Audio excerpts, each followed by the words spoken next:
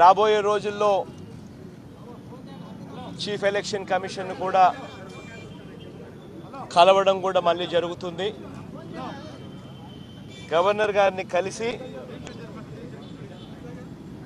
ఆంధ్ర రాష్ట్రంలో ఒక ముఖ్యమంత్రి స్థాయిలో ఉన్న వ్యక్తి సైబర్ క్రైమ్కు పాల్పడితే దొంగతనం కాదా అని చెప్పి గవర్నర్ గారిని కలిసి చెప్పడం జరిగింది. మేము ఇచ్చిన ఈ అర్జీలో చాలా డీటెయిల్డ్గా చంద్రబాబు నాయుడు గారు చేసిన పనిని ఎక్స్ప్లెయిన్ చేశాం. మొట్టమొదటిసారిగా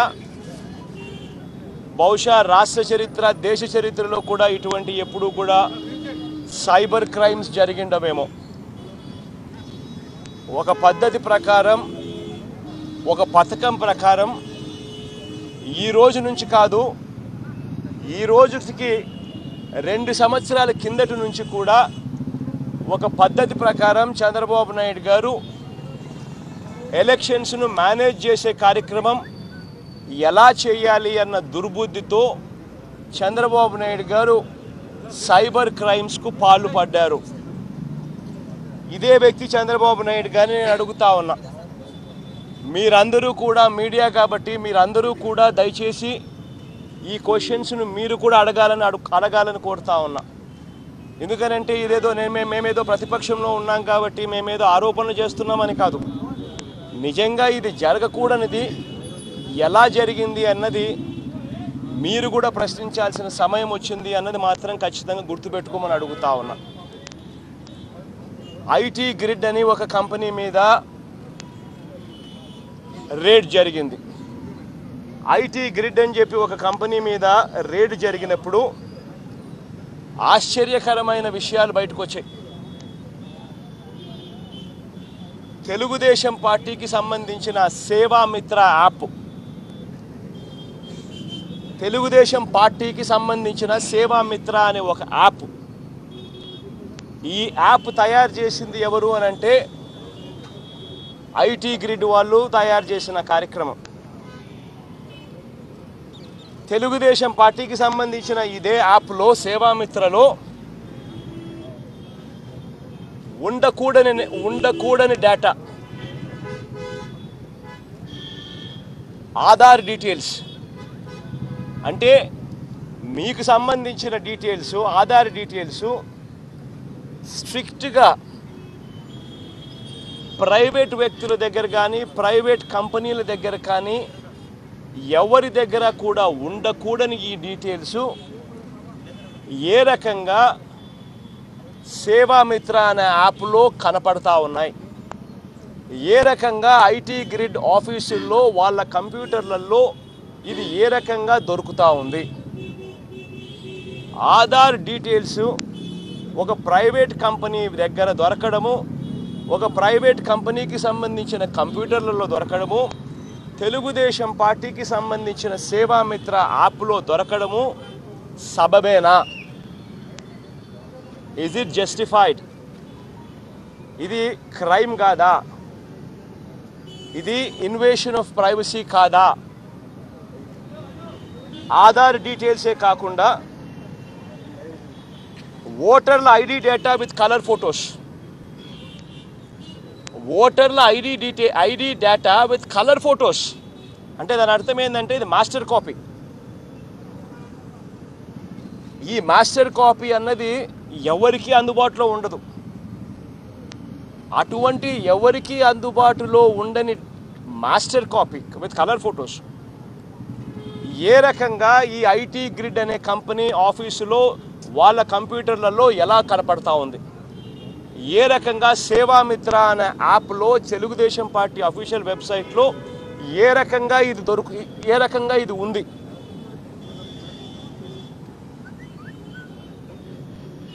అంటే కేంద్ర ఎన్నికల సంఘం డేటా, ఇంతకుముందు ఆధార్ డేటా అంటే కేంద్ర ప్రభుత్వం హోంశాఖ మినిస్ట్రీ పరిధిలోని డేటా. మూడోది బ్యాంక్ అకౌంట్ డీటెయిల్స్. రాష్ట్రంలో ఉన్న ప్రజలకు సంబంధించిన బ్యాంక్ అకౌంట్ డీటెయిల్స్ అంటే నారాయణకి ఉన్న bank account details Chandrababu Naidu దగ్గర ఉంది. సేవామిత్రలో యాప్లో దొరుకుతుంది, కనపడతా ఉంది. ప్రైవేట్ వ్యక్తులకు సంబంధించిన బ్యాంక్ అకౌంట్ డీటెయిల్స్ ఏ రకంగా ఐటీ గ్రిడ్ ఆఫీసుల్లో వాళ్ళ కంప్యూటర్లలో ఏ రకంగా ప్రత్యక్షం అవుతా ఉంది, ఏ రకంగా చంద్రబాబు నాయుడు గారి తెలుగుదేశం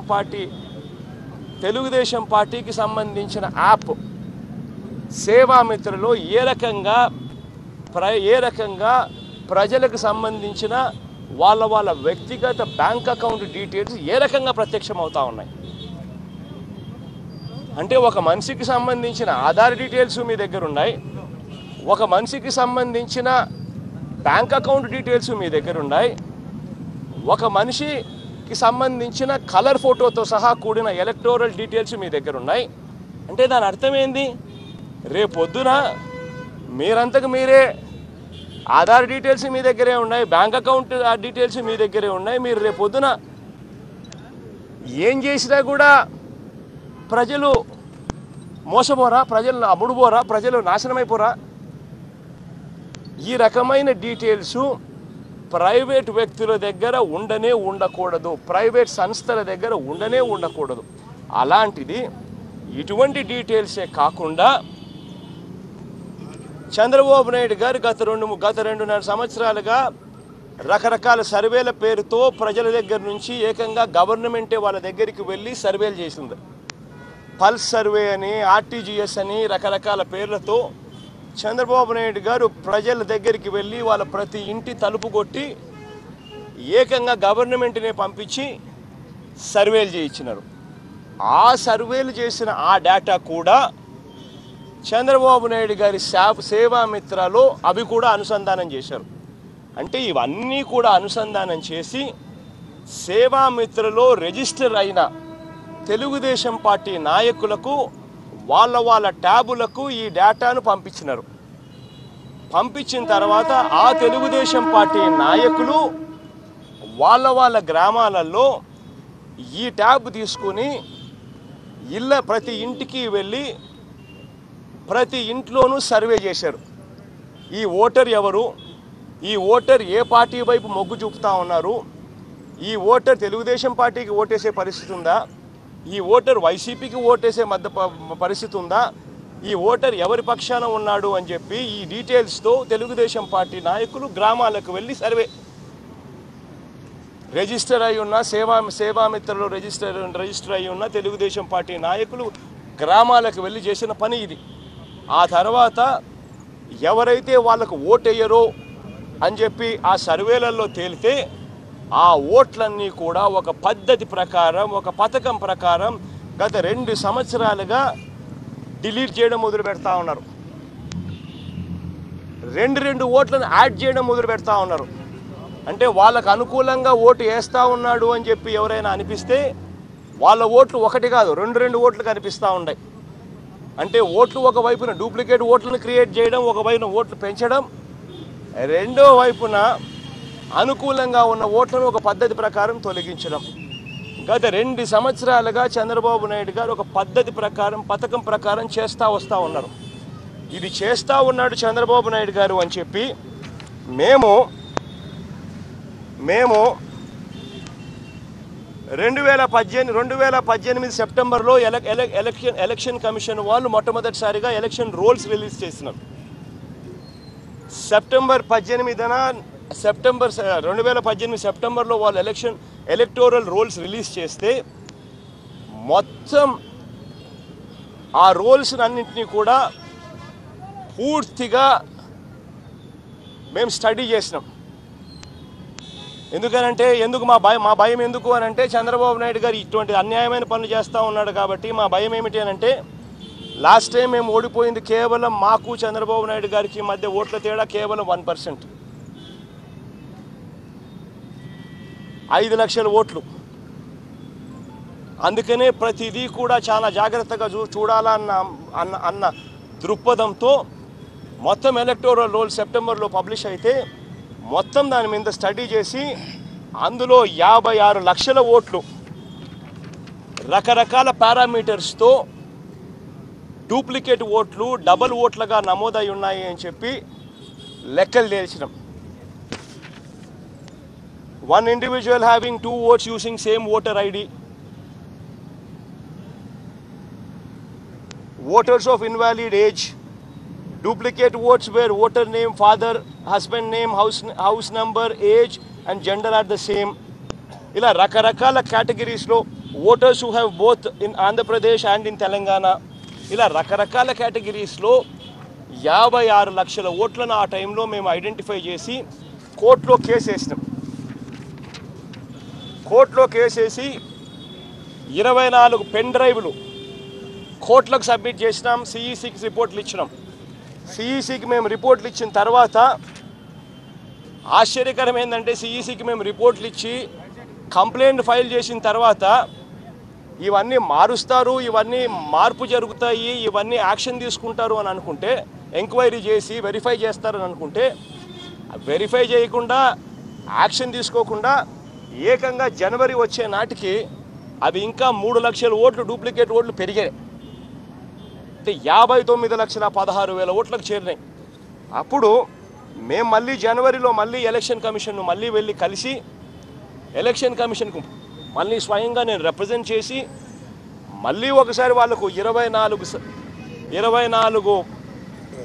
పెన్ డ్రైవ్లు మళ్ళా వాళ్ళకి ఇచ్చి 59 లక్షల ఓట్లకు సంబంధించిన డీటెయిల్స్ అన్నీ కూడా వాళ్ళకి మళ్ళా ఇచ్చి ఇన్ని డూప్లికేట్ ఓట్లు ఉన్నాయి అని చెప్పి వాళ్ళకి అర్థమయ్యేట్టుగా చెప్పి తెలుగుదేశం పార్టీ ఏ రకంగా ఒక పద్ధతి ప్రకారం ఇటువంటి పనులు చేస్తూ ఉన్నారు గత 2 సంవత్సరాలుగా అని చెప్పి ఎక్స్ప్లెయిన్ చేసి మళ్ళీ వచ్చినాం. వచ్చిన తర్వాత దాంట్లో భాగంగానే దాని ఫాలో అప్ యాక్షన్గా ఫామ్ 7s కూడా ఫిల్అప్ చేసి ఎలక్షన్ కమిషన్కు రిక్వెస్ట్ చేస్తూ ఉన్నాం. ఫామ్ 7 అంటే ఏంది? ఇక్కడ దొంగోట్లు ఉన్నాయా, వెరిఫై చేయండి, ఎంక్వైరీ చేయండి, వచ్చి చూడండి, చూసిన తర్వాత ఎంక్వైరీ మీరు చేసిన తర్వాత ఇది దొంగ ఓటు అని చెప్పి తేలితే, ఇది తప్పు అని తేలితే ఆ ఓటు తీసేయండి అని. ఎలక్షన్ కమిషన్ చేయాల్సిన పనికి మేము సహకరిస్తూ ఉన్నాం. ఎలక్షన్ కమిషన్ మామూలుగా వెరిఫై చేయాల్సిన కార్యక్రమానికి మేము సహకరిస్తూ ఇదిగో అయ్యా అప్లికేషన్ చేయండి అయ్యా, ఎంక్వైరీ వెరిఫై చేసి ఆ తర్వాత తీసేయండి అయ్యా. గత 2 సంవత్సరాలుగా తెలుగుదేశం పార్టీ చంద్రబాబు నాయుడు గారి ఆధ్వర్యంలో ఇంత దారుణంగా వీళ్ళు చేశారయ్యా అని చెప్పి మేము చేశాం. మేము ఈ కార్యక్రమం మేము చేస్తే చంద్రబాబు నాయుడు గారు ఏం చేస్తూ ఉన్నారు తెలుసా? ఆంధ్రప్రదేశ్ పోలీసులను పంపించి form 7 application, voter deletion application పెట్టడం తప్పన్నట్టుగా హెరాస్మెంట్. ఏ రకంగా హెరాస్మెంట్ అంటే ఇది? ఎందుకండి హెరాస్మెంటు? అసలు ఆంధ్రప్రదేశ్ గవర్నమెంట్కి దీనికి సంబంధం ఏందండి? ఎలక్షన్ కమిషన్ అనేది ఒక కాశీ జ్యుడిషియల్ అథారిటీ. స్టేట్ గవర్నమెంట్కి సంబంధంలో, సెంట్రల్ గవర్నమెంట్కి సంబంధంలో it's a Kashi judicial authority. ఆ కాశీ జ్యుడిషియల్ అథారిటీకి మా రైటు ఇక్కడ దొంగోట్లు ఉన్నాయి అని చెప్పి ఫామ్ 7 ఫైల్ చేయడము, ఇక్కడ మా ఓటర్ నమోదు కాలేదు, మా ఓటర్ నమోదు చేయండి అని చెప్పి ఫామ్ 6 నమోదు చేయడం, ఇవి చేసిన తర్వాత ఎలక్షన్ కమిషన్ డ్యూటీ ఏమిటి? వాళ్ళు మేము అప్లికేషన్ పెడతానే వెంటనే ఓట్లు తీసేయరు. మేము అప్లికేషన్ పెట్టిన వెంటనే వాళ్ళు వెంటనే ఓట్లు యాడ్ చేయరు. వాళ్ళు చేయాల్సిన పని ఏంది? వచ్చి ఆ ఊరికి వచ్చి వాళ్ళు ఎంక్వైరీ చేయాలా, వెరిఫై చేయాలా, చేసి మేము చెప్పిన ఆర్గ్యుమెంట్ కరెక్టే అయితే వాళ్ళు ఆటోమేటిక్గా ఓటర్లను టిక్కు పెడతారు. డూప్లికేట్ ఓటు ఉంటే తీసేస్తారు, ఓటర్ నమోదు చేయాల్సిన పరిస్థితి ఉంటే నమోదు చేస్తారు. ఇది ఒక ప్రక్రియ, ఒక డ్యూటీ, ఎలక్షన్ కమిషన్కు సహాయం చేసే డ్యూటీ. ఈ కార్యక్రమం మేమే కాదు, విఘ్నత గల ప్రతి ఒక్కరూ చేయాలి. విఘ్నత గల ప్రతి పేపరు, ప్రతి టీవీ ఛానల్ కూడా చేయాలి. ఈ రకంగా ఫామ్ 7 ఫిల్అప్ చేయాలా, ఈ రకంగా ఫామ్ 6 ఫిల్అప్ చేయాలా, ఈ రకంగా మీకు ఏదైనా ఓటర్ లిస్ట్లో మీ పేరు ఉందో లేదో మీరు కనుక్కోవాలా. 1950 అనే నెంబర్కు మీరు SMS చేయాలి. మీ ఎపిక్ నెంబర్ను, ఓటర్ ఐడి కార్డులో ఉన్న మీ ఎపిక్ నెంబర్తో మీరు SMS చేయాలి. చేసిన వెంటనే మీరు ఓటర్ అవునా కాదా అన్న సంగతి మీకు తెలుస్తుంది. ఒకవేళ మీరు ఓటర్ కాకపోతే ఫామ్ 6 ఫైల్ చేయాలా. డూప్లికేట్ ఓట్ ఏదైనా ఎక్కడైనా మీకు కనిపిస్తే దాన్ని ఫామ్ 7 ఫిల్అప్ చేయాలి అని చెప్పి ఇవన్నీ మనం ఎడ్యుకేట్ కూడా చేయాలి ప్రజలను. ఇది ఒక duty of any citizen of this country electoral రైట్స్ను ప్రజల దగ్గరికి తీసుకొని పోయే కార్యక్రమం.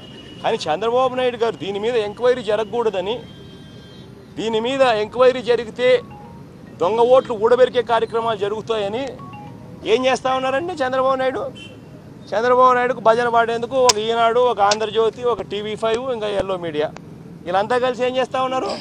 అదేదో తప్పన్నట్టు. అసలు తప్పు ఎక్కడ జరిగింది తెలుసా? తప్పు ఎక్కడ జరిగిందని ప్రశ్నించాల్సింది పోయి. తప్పు ఎక్కడిది? ఇది తప్పు కాదు. Form 7 ఫైల్ చేయడం తప్పు కాదు. ఎలక్షన్ కమిషన్ కంప్లైంట్ ఇవ్వడం తప్పు కాదు. దొంగ ఓట్లు ఉన్నాయని చెప్పి వాళ్ళని ఎంక్వైరీ చేయమని, వెరిఫై చేయమని చెప్పి అడగడం తప్పు కాదు. 2 సంవత్సరాలుగా చంద్రబాబు నాయుడు గారు చేసింది తప్పు. 2 సంవత్సరాలుగా చంద్రబాబు నాయుడు గారు ప్రైవేటు వ్యక్తులకు సంబంధించిన, ప్రజలకు సంబంధించిన bank account details Chandrababu Naidu procure చేయడం తప్పు. ఆంధ్ర రాష్ట్ర ప్రజలకు సంబంధించిన ఆధార్ కార్డు డీటెయిల్స్ ప్రొక్యూర్ చేయడం తప్పు. సామాన్య ప్రజలకు సంబంధించిన ఓటర్ ఐడికి సంబంధించిన కలర్ ఫొటోస్ మాస్టర్ కాపీ తీసుకోవడం తప్పు. ఇవన్నీ థెఫ్ట్, సైబర్ క్రైమ్స్. ఇవన్నీ ప్రైవేట్ వ్యక్తులు కానీ, ప్రైవేట్ మనుషులు కానీ, ప్రైవేట్ కంపెనీలు కానీ ఎవరి దగ్గర కూడా ఈ డేటా ఉండకూడదు. ఆధార్కి సంబంధించిన డీటెయిల్స్ కన్నా ఎవరైనా ప్రైవేట్ వ్యక్తి దగ్గర ఉంటే, మీ బ్యాంక్ అకౌంట్కి సంబంధించిన డీటెయిల్స్ ఏదైనా ఎవరైనా ప్రైవేట్ వ్యక్తి దగ్గర ఉంటే, ఓటర్ ఐడికి సంబంధించిన కలర్ ఫోటోతో సహా కూడిన డీటెయిల్స్ వేరే ఎవరైనా ప్రైవేట్ వ్యక్తి దగ్గర ఉంటే ఇవి క్రైమ్, ఇల్లీగల్. ఇవన్నీ పనిషబుల్ అఫెన్సెస్. సుప్రీంకోర్టు జడ్జిమెంట్స్ కూడా దీని మీద ఉన్నాయి. అటువంటి డీటెయిల్స్ ఏమాత్రం కూడా తప్పు చేస్తున్నాము అన్న ఇది కూడా లేకుండా, ఏమాత్రం ఇది లేకుండా ఒక ప్రైవేట్ కంపెనీలకు పెట్టడము, ప్రైవేట్ కంపెనీలకి డేటా చోరీ చేసి ఇవ్వడము, తెలుగుదేశం పార్టీ యాప్స్లోనే, సేవామిత్ర యాప్స్లోనే ఈ డేటానంతా వాడుకోవడము, పద్ధతి ప్రకారం 2 సంవత్సరాలుగా ఓటర్లను తీసేయడము, ఇష్టం వచ్చినట్టుగా ఓటర్లను యాడ్ చేయడము, ఇన్ని రకాలుగా అన్యాయాలు చేస్తూ ఉన్న ఈ వ్యక్తిని నిజంగా ముఖ్యమంత్రిగా ఒక్క క్షణమైనా ఈ వ్యక్తి ఉండడానికి అర్హుడేనా అని చెప్పి నేను అడుగుతా ఉన్నా. ఇదే విషయాలు గవర్నర్ గారికి చెప్పాం, ఇదే విషయాలు ఎలక్షన్ కమిషన్ కూడా మళ్ళీ ఒకసారి చెప్తాం. ఇదే విషయాలన్నీ కూడా యాక్షన్ తీసుకోమని, ఇటువంటి వ్యక్తిని కేసులు బుక్ చేసి ఒక ముఖ్యమంత్రి అనే వ్యక్తి ఈ మాదిరిగా ఆంధ్ర రాష్ట్ర ప్రజలకు సంబంధించిన బ్యాంక్ అకౌంట్ డీటెయిల్స్ తెలుసుకోవడము, ప్రైవేట్ కంపెనీలకు ఇవ్వడము, ఆ ప్రైవేట్ తన తెలుగుదేశం పార్టీ వెబ్సైట్, తన తెలుగుదేశం పార్టీకి సంబంధించిన యాప్లో, ఈ సేవామిత్ర యాప్లో ఇటువంటి పొందుపరచడము, ఇవన్నీ నేరాలు కావా? ఇవన్నీ కూడా కంప్లైంట్స్ మరొకసారి గట్టిగా కూడా ఇచ్చే కార్యక్రమాలు చేస్తాం. ఇవన్నీ కూడా పనిషబుల్ క్రైమ్స్. చంద్రబాబు నాయుడు గారిని, ఆయన కొడుకును, ఇద్దరిని కూడా జైల్లో పెట్టే క్రైమ్స్ ఇవన్నీ. ఆయన ముఖ్యమంత్రి, ఆయన కొడుకు ఐటీ మంత్రి, ఇద్దరు కూడా ఈ నేరాలు చేసినందుకు ఇద్దరు కూడా జైలుకు పోవాల్సిన క్రైమ్స్ ఇవన్నీ.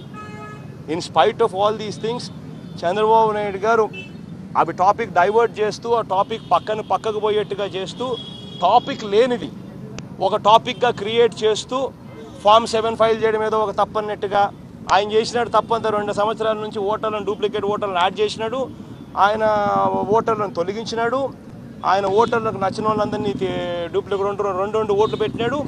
అవి రిమూవ్ చేయండి అని చెప్పి అడగడం తప్పట. ఆయన చెప్పడము, టాపిక్ డైవర్ట్ చేసేందుకు ఆయనకు సంబంధించిన ఎల్లో మీడియా కూడా డా అంటాం. ఏపీ ప్రభుత్వం తెలంగాణ ప్రభుత్వం మీద ఈ అంశానికి సంబంధించి కేసు వేస్తుంది. అదే కొంచెం ఇట్లా చెప్తా. ఒకప్పుడు నువ్వే ప్రశ్న అడుగుతున్నావు కదా, నేను ఒకటి అడగాలనుకుంటాబ్బా.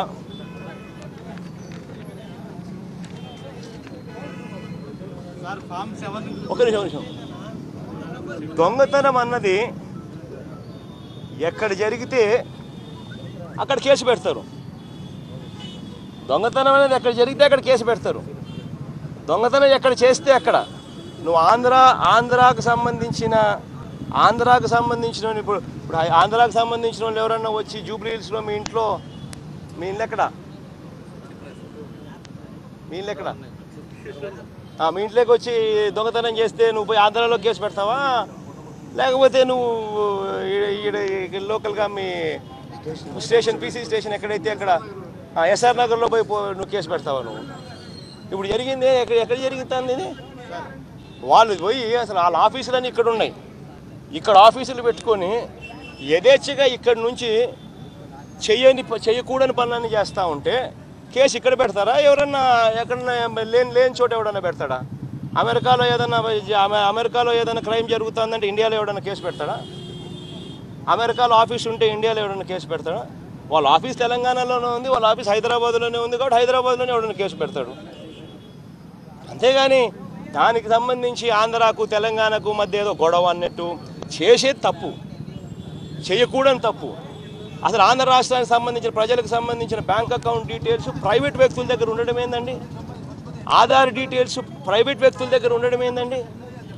ఇటువంటివన్నీ చేయకూడని పనులు ఆయన చేసి నేరం ఆయన చేస్తూ ఉన్నాడు. తెలంగాణ ఆంధ్రాకు మధ్య ఏదో పెద్ద యుద్ధం కింద దాన్ని తప్పుదావ పట్టిస్తూ వక్రీకరించే కార్యక్రమం చేయడం అది ఏం తప్పండి నిజంగా? అంటే ఆ తెలంగాణలో హైదరాబాద్లో ఉంటూ నువ్వు నేరాలు చేయొచ్చా? ఆ నేరాలు చేసినానని చెప్పి ఎవడన్నా పోయి కంప్లైంట్ చేస్తే తెలంగాణలో ఆఫీస్ ఉంది కాబట్టి తెలంగాణలో ఎవడన్నా వాళ్ళ ఆఫీస్ ఇక్కడే ఉంది కాబట్టి వాళ్ళు ఇక్కడి నుంచే చేస్తూ ఉన్నారు కాబట్టి ఎవడన్నా పోలీస్ స్టేషన్ పోయి కంప్లైంట్ చేస్తే పోలీసులు పోయి ఆ ఆఫీస్ మీద రేడ్ చేస్తే ఆంధ్ర తెలంగాణకు మధ్య గొడవలా? ఎక్కడండి అన్యాయం? ఏపీ ప్రభుత్వం ఇప్పుడు తెలంగాణ ప్రభుత్వం మీద పరువు నష్టం దావా చేస్తుంది. ఫామ్ 7 పేరుతో లక్షల ఓట్లు తొలగించాలని వైఎస్ఆర్ కాంగ్రెస్ పార్టీ సంబంధించిన నేతలు డిమాండ్ చేయడం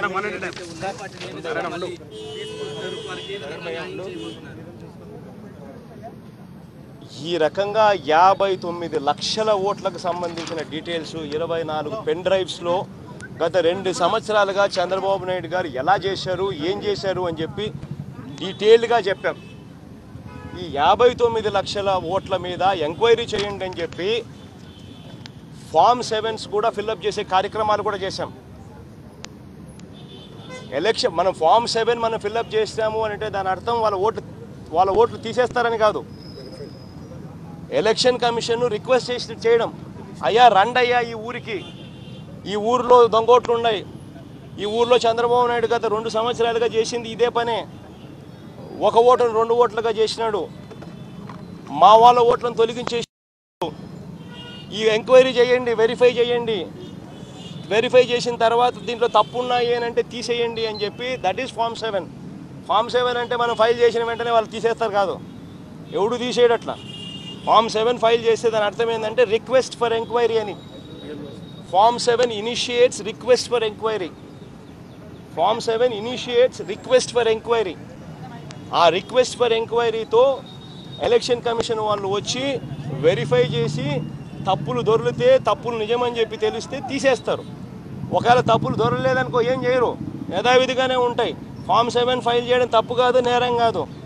నేరం ఏమిటి తప్పేమిటి అని అంటే ఫామ్ 7 ఫైల్ చేయడం కాదు. నేరం ఏంటి తప్పేంటి అని అంటే ఆధార్ కార్డ్ డీటెయిల్స్ తీసుకోవడం నేరం. నేరం ఏంటి తప్పేంటి అని అంటే ప్రజలకు సంబంధించిన బ్యాంక్ అకౌంట్ డీటెయిల్స్ తీసుకోవడం తప్పు, అది నేరం, అది తప్పు.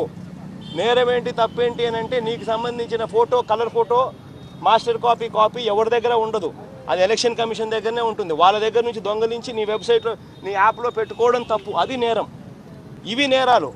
మీరు నిజంగా సిన్సియారిటీ ఉంటే క్వశ్చన్ చేయాల్సినట్టు ఇవి క్వశ్చన్ చేయండి. ఒక ముఖ్యమంత్రి నిజంగా ఈ మాదిరిగా చేయగలిగితే రేపొద్దున ఎవరికి భద్రత ఉండదు. రేపొద్దున మీకు సంబంధించిన బ్యాంక్ అకౌంట్ డీటెయిల్స్ ముఖ్యమంత్రి ప్రైవేట్ కంపెనీలో దొరుకుతూ ఉంటే రేపొద్దున ఆ బ్యాంక్ అకౌంట్ దాన్ని ఏం చేస్తే మీరు ఏం చేయగలుగుతారు? ఆధార్ డీటెయిల్స్ అనేవి ఎవరికి అందుబాటులో ఉండకూడదు. కానీ నీ ముఖ్యమంత్రి దగ్గర అందుబాటులో ఉన్నాయి అని అంటే ఆ ముఖ్యమంత్రి ఆధార్ డీటెయిల్స్ ప్రైవేట్ కంపెనీకి ఇచ్చినాడు అని అంటే ఆ ప్రైవేట్ కంపెనీ ఆధార్ డీటెయిల్స్తోనూ నీకున్న బ్యాంక్ అకౌంట్తోనూ ఏమైనా చేయొచ్చు. రేపొద్దున నీకు జీతం పడింది, నీ జీతం నీ దగ్గర నుంచి నీ బ్యాంక్ అకౌంట్లో నుంచి చంద్రబాబు నాయుడు అకౌంట్లో లేకపోయినా ఎవడు దాని గురించి ఏం మాట్లాడలేని పరిస్థితి. వార్తావాణి న్యూస్ ఛానల్ ఎప్పటికప్పుడు రాజకీయ, సినీ విశేషాలు, స్పోర్ట్స్ మరియు సాంకేతిక పరమైన మరెన్నో విషయాలను మన ముందుకు తెస్తుంది. మరింత సమాచారం కొరకు వార్తావాణి న్యూస్ ఛానల్ ని సబ్స్క్రైబ్ చేయండి.